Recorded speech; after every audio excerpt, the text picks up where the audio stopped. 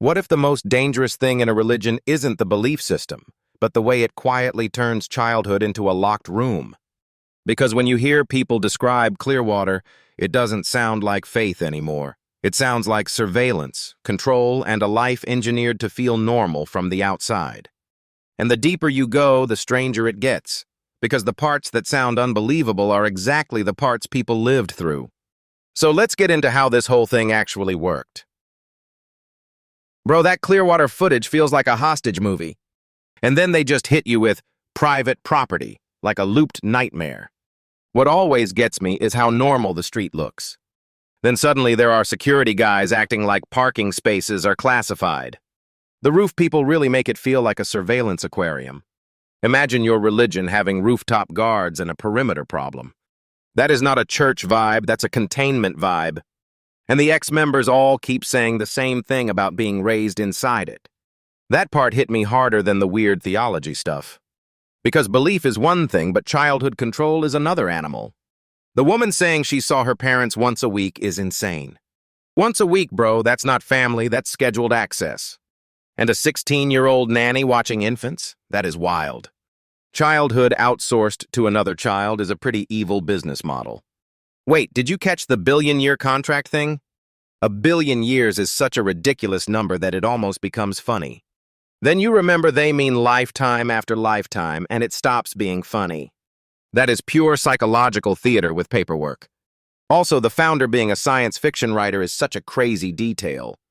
It explains why the mythology sounds like it was pitched in a late-night brainstorm. Though to be fair, a lot of religions sound bizarre if you summarize them brutally. This one just has extra spaceships in the backstory. What I keep circling is the money side. Because once you charge for salvation, the incentives get ugly fast. Like audits, classes, endless payments, and then social pressure on top. That is how the trap closes without looking like a trap at first. Mark Bunker driving them around Clearwater was a great touch. He has that energy of a guy who has seen too much and is still annoyed. 2 decades of being harassed and still showing up says a lot. Did you notice how every landmark in that town seemed spiritually leased? Yeah, the whole city felt like the church had rented the atmosphere. And then the camera turns a corner and there is another building with more guards. It's like a corporate campus built by someone with a paranoia problem. Luxury authoritarianism with pamphlets. The most disturbing part is how the former members talk so calmly, like they had to flatten their own pain just to survive telling it. When people describe constant marching, sleep deprivation, and joy being punished, that is abuse. And when abuse is wrapped in spiritual language, it gets harder to name. That's probably why outsiders always sound either too angry or too confused. Because the situation itself is already absurd enough to break your brain. The Los Angeles part is probably even more intense because it is so visible. When a movement has a huge city footprint, the social control feels bigger. It is not just one building, it's a whole ecosystem of pressure. The worst part is they always look so polished from the outside. Clean architecture can hide some very dirty dynamics. That line should be on a documentary poster somewhere. I keep wondering how people first get in without seeing the red flags. I think it is because entry usually starts with help, not control. Then slowly the help becomes dependency, and dependency becomes obedience. That slide is so much creepier than a loud scam. Also, the reporter getting yelled at for standing near a line was hilarious and terrifying. They were acting like the sidewalk itself belonged to the doctrine. Imagine losing an argument to a painted boundary. "Where's the line?" is such a perfect sentence for that whole situation. Because the line was not about property, it was about power. And power is the one thing they seem obsessed with protecting. That's why former members saying surveillance and intimidation matter so much. You don't need handcuffs when everyone is scared of being watched. Exactly. The control can be invisible and still completely real. And then they call it religion, which makes the whole thing harder to challenge. People get very nervous when belief and abuse are in the same room. But that is why these interviews matter, because they're not abstract. These are people describing the cost of growing up inside a system. And the cost is not just money, it is memory, sleep, and trust. Man, when you say it like that, it sounds even darker. Which is impressive because the first version was already bad. Do you think people outside miss the emotional part because the mythology is so loud? Probably because the bizarre lore is a distraction from the human harm. And weirdly, that makes the whole thing easier for them to hide. If people are laughing at volcano aliens, they may stop looking at the survivors. That is the part I keep thinking about. The crazy story is not the real scandal, the human damage is. Yeah, the real scandal is kids growing up with almost no exit. And security guards acting like a church is a border checkpoint. That vibe alone tells you the organization is protecting something. Usually, it is not truth when organizations get that defensive. It is basically a whole system built to keep questions outside, which is always a great sign for a totally normal institution. Yeah, nothing screams healthy community like security dudes on repeat. Still, the former members telling their stories is the part that stays with you. Because once the details stack up, it stops feeling like rumor. It starts feeling like a machine that ran on fear. And a machine like that never really stops on its own. That's the part that gets me, because fear is doing half the work there. Like, if you need that many guards, what exactly are you protecting? The vibe, apparently. No, but seriously, the roof security shots were insane. It makes the whole place look less like a church and more like a fortress. And when ex-members say they barely saw their parents, that hits different. That's not a quirky belief system. That's childhood taken hostage. The billion-year contract thing is still wild to me, though. Bro, 1 year is already hard enough to commit to. They looked at eternity and said, sign here. And for $50 a week? That part feels almost insultingly cheap for the amount of control. Like, are people working or are they being slowly hollowed out? That's why Clearwater feels so eerie in the footage. A normal city should not look this managed. Even the trees feel like they're standing in formation. Yeah, like the landscaping got audited too. But the scary thing is how ordinary it can sound at first. A welcome center, a community, some help, and then suddenly it's surveillance. That's the scam pattern, right? Start with belonging, end with obedience. And if you're born into it, you don't even know there's a door to leave through.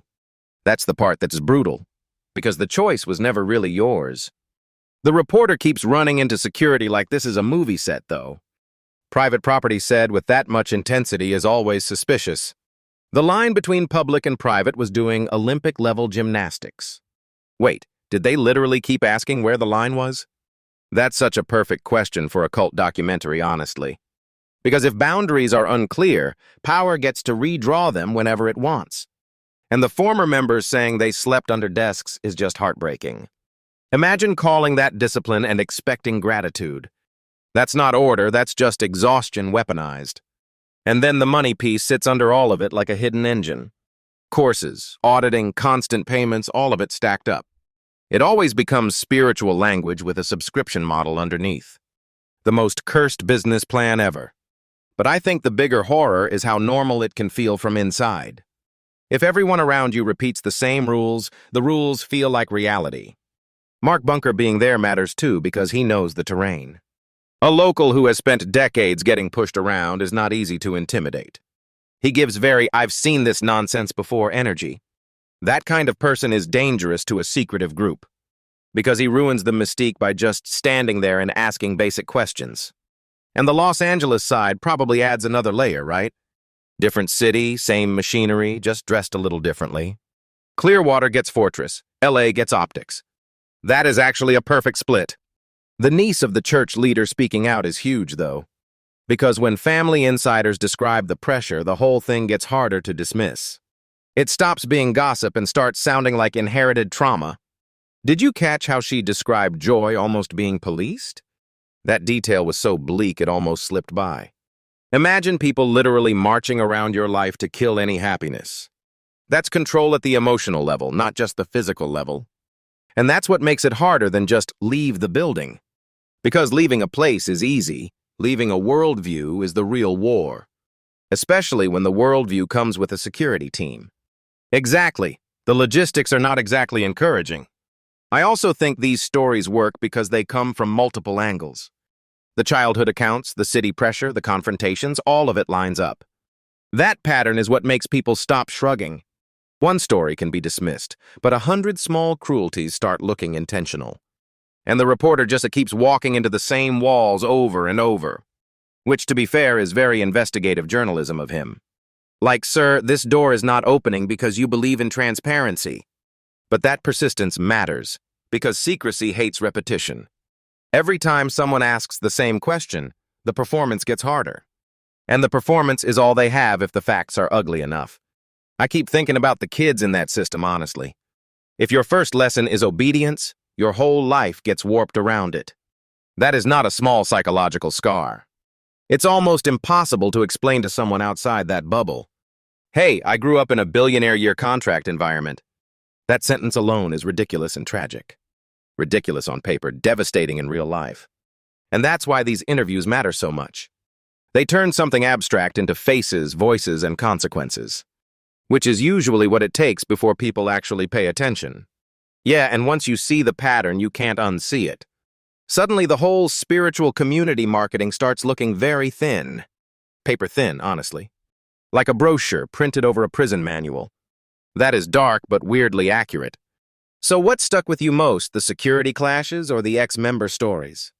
For me, it's the ex-member stories because that's the human cost. The security stuff is loud, but the real damage is quieter. Yeah, the shouting is just the visible surface of something much colder. The cold part is usually where the money is.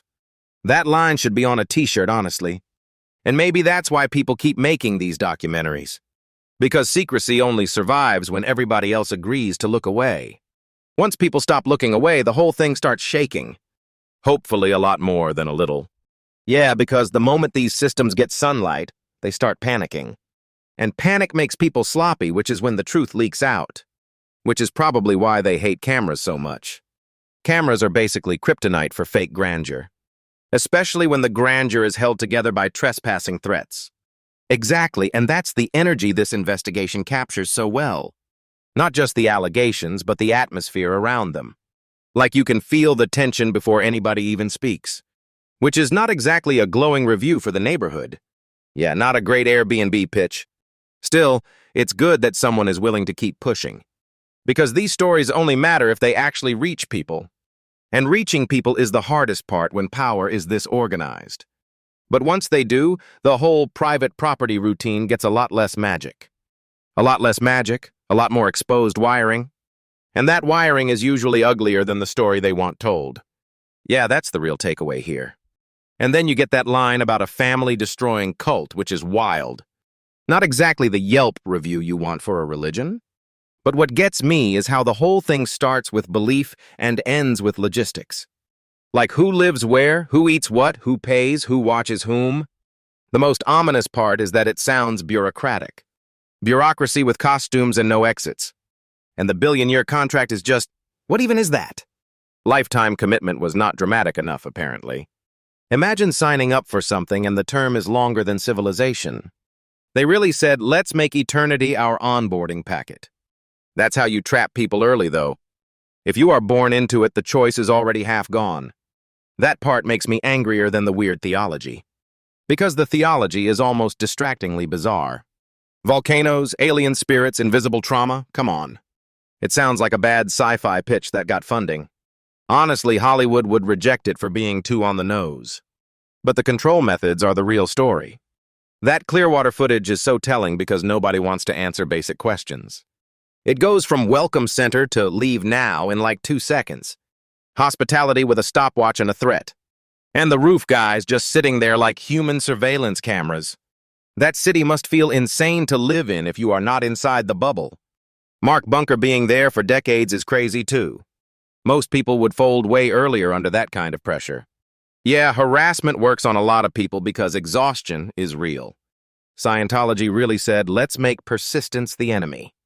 What I kept thinking was how many places look normal until you zoom in. Then you realize the normal look is the camouflage. Exactly, and Clearwater sounds like a whole city-sized example of that. A place where the architecture and the silence both feel managed. That is such a creepy sentence, by the way. But it is the right sentence. And then Jenna saying she was born there from the first breath she took. That line hits hard because there is no pre-choice there. You cannot call that voluntary in any meaningful way. People love the word choice until the childhood part arrives. And the neglect stuff is what makes it darker than the public thinks. Like kids sleeping under desks, nannies barely older than teens. That is not a community, that is a system with a smile on it. And the smile is doing a lot of work. Probably unpaid work, if we are being honest. The money angle keeps bothering me too. Because once a belief system becomes a billing system, everything changes. Auditing classes, fees, pressure, the whole funnel. Spiritual progress brought to you by your credit card. That is evil and hilarious in the worst way. And people inside probably do not experience it as a joke at all. They experience it as survival. Which is why ex-members matter so much in these stories. They can describe the feeling from the inside, not just the spectacle. And the feeling is clearly fear, not faith. Or at least fear with a lot of branding attached. Fear, but make it premium. Do you think secrecy is the actual product here? Like, not the teachings, but the inability to question them. Yeah, because secrecy makes ordinary abuse look sacred. And once something is sacred, people stop asking normal questions. Which is convenient if your system is held together by fear and money. The church security confrontations are almost like the body language of the whole thing. Every frame says, "You are not supposed to be here." That's control without needing to say much. Just stand there and let the atmosphere do the bullying. And if you're a kid inside that, atmosphere is enough. Yeah, because kids turn atmosphere into reality. I also kept thinking about the reporter walking straight into that tension. It takes a weird kind of patience to keep asking after being shut down. Some of it is probably just pure stubbornness. The best investigative tool is sometimes being mildly annoying. That is actually true, and I respect it. Because if you back off at the first wall, the wall wins. And these stories need someone willing to keep hitting the wall. Not because the wall deserves attention, but because the people behind it do not. That is the part that lingers after the shock wears off. The weirdest thing is how ordinary some of the details are. A house, a street, a city councilman, a welcome center. Then suddenly, open hostility and billion-year contracts. The jump from civic life to cult logic is brutal. And maybe that's why these stories matter so much. They show how power hides inside institutions that look almost boring. And boring is where people stop paying attention. Which is exactly where control loves to live. Man, that is a depressing sentence. But it is a useful one. Yeah, and maybe the usefulness is the point. If people keep looking, the spell keeps breaking. Clearwater looks like a normal place until the whole thing starts feeling watched. That roofline detail alone is creepy as hell. Imagine moving there and realizing the neighborhood has a security mood. And that line about $50 a week is wild. $50 in a billion-year contract is not a job, man. That is a cosmic internship. A very bad one. What gets me is how young some of them were. When your childhood is scheduled by somebody else, that's not religion anymore. It's just a machine. And the machine needs total access to your time, money, and guilt. Great business model, horrible life. The scary part is how ordinary the walls look from outside. That's always the trick, though. Did you notice how the reporter keeps getting pushed back at the property line? They were treating a sidewalk like an international border. Private property becomes a personality trait. The second someone asks a question, it's suddenly trespassing. That is such a clean little control move. Keep people uncertain, keep people moving, keep people apologizing. And eventually they stop asking where the line is. Mark Bunker being there changes the whole thing too. He has the energy of a guy who has argued with this wall for 20 years. And honestly, good for him. Because without local people, these stories die in theory. One documentary is interesting, but one resident is dangerous. Dangerous to the institution, I mean. Not to the sidewalk border police. Exactly. And then Jenna's story hits and it gets way heavier. Born into it means you never got the option to be impressed by it. You just got the rules before you got language. That part about parents only being seen once a week is brutal. That's not family life. That's a corporate daycare with theology branding. Man, you're going straight for the throat today. But it's true because the abuse is administrative first. It sounds boring until you realize boring is how it survives. Sleep deprivation, constant marching, all that tiny pressure stuff. It's never one giant evil thing, is it? It's 50 small humiliations stacked into a personality. And then you call it normal because everyone around you is calling it normal. That is the ugliest part. Did you hear how the aunt's relationship to David Miscavige comes up like a warning label? Family tree, but make it authoritarian. That one needs to be on a mug. It matters because power inside closed systems always gets personal. It's never just ideas, it's who's allowed to breathe near the ideas. That's such a nasty sentence, but yeah. And the surveillance piece makes it feel even worse. Former members talking about being watched after leaving is insane. Because leaving is supposed to be the end of the story. If the story follows you home, you're not free yet.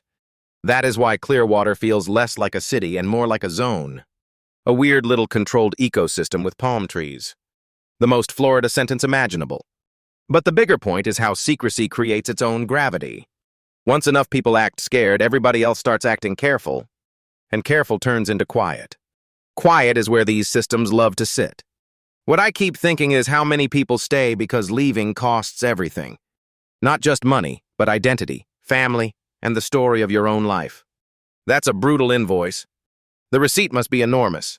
And somehow they still act surprised when people call it a cult. Which is exactly why the interviews matter more than the mythology. The mythology is polished, but the testimonies are sticky and human. You can hear the cost in their voices. That's what I can't get over. The whole thing is built to make suffering look procedural. Procedural suffering is somehow more chilling than chaos.